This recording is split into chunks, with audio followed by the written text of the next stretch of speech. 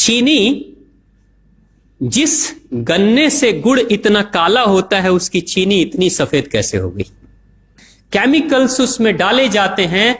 और मैं एक चीनी मिल के अधिकारी जो मैनेजर है, मैं उनकी बात आपको बता रहा हूं। उन्होंने कहा कि मुझे लगभग 12 साल हो गए चीनी मिल में काम करते हुए, और जब से मैंने काम करना शुरू कर दिया चीनी मिल में, तभी से मैंने घर में चीनी लाना ही बंद कर दिया। मैं तब से अपने बच्चों को चीनी खिलाता ही नहीं हूं, जबकि नौकरी से सैलरी वहीं से मिलती है, मगर चीनी नहीं। मैंने कहा कि आखिर कौन सी घटना घटी जिसके कारण से आपने ऐसा किया?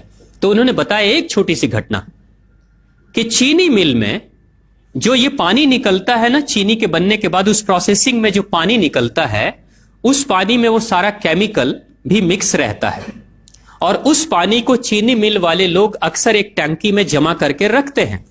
ये सभी चीनी मिल वालों के पास में होता है, आप भी कभी जाएंगे तो आपको भी पता चलेगा। वो टंकी में वो पानी रखा जाता है, लेकिन रोज रोज प्रोसेसिंग हो रहा है, रोज चीनी बन रही है, रोज बहुत सारा पानी आ रहा है, तो आखिर कब तक? एक टंकी की क्षमता है ना, कितने दिनों तक वो टंकी खाली रहेगी? भर जाती है, भरेगी तो फिर क्या करेंगे? खाली करना है। तो क्या किया था चीनी मिल के लोगों ने? सोचा कि छोड़ो ना, अब कहां जाएंगे उसको फेंकने के लिए कहीं दूर, क्योंकि अब उतनी बड़ी टंकी जिसमें हजारों गैलन पानी है, उसके लिए ट्रांसपोर्ट में कितना खर्च आएगा, तो बेहतर होगा रात के अंधेरे में कहीं खेत में डाल देते हैं।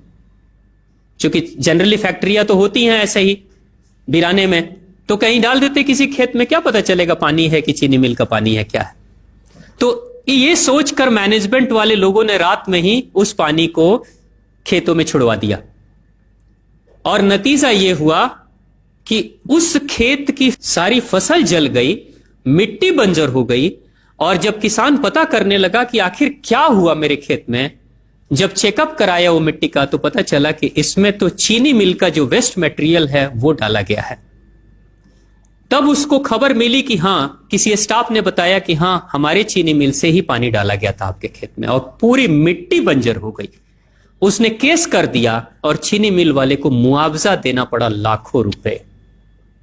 तभी से वो स्टाफ कहते हैं कि जो मिट्टी को बंजर कर दे वो इंसान के शरीर में जाए तो क्या करेगी। उसी के बाद से मैंने अपने घर में चीनी लाना बंद कर दिया। और सच्चाई है, लगभग अगर आप देखेंगे तो अंग्रेजों के आने के समय अंग्रेज पहला चीनी मिल इन्होंने भारत में ही लगाया था।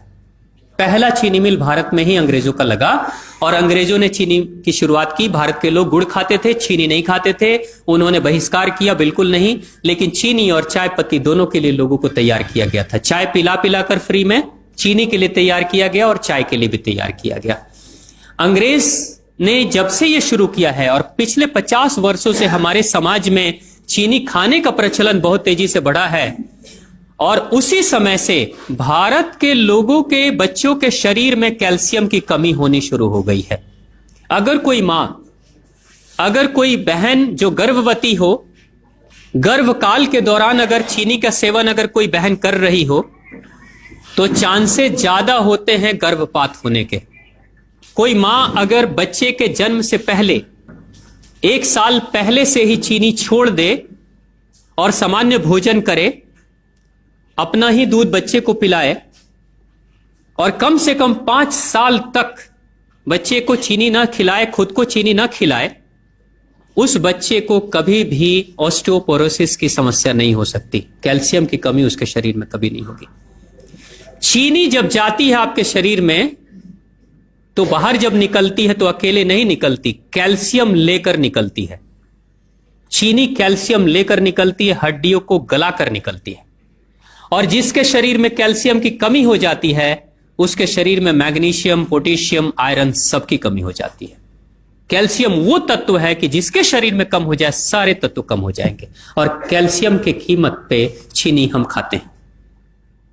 भारत, पाकिस्तान, बांग्लादेश, नेपाल, ऐसे कुछ देशों के अलावा दुनिया के बहुत सारे ऐसे राष्ट्र हैं जहां चीनी का इस्तेमाल ही नहीं होता। आज भी चीनी खाते नहीं, बहुत सारे देश नहीं खाते बिल्कुल। आप गुड़ खाया करिए, वो ज्यादा बेहतर है, चीनी को छोड़िए।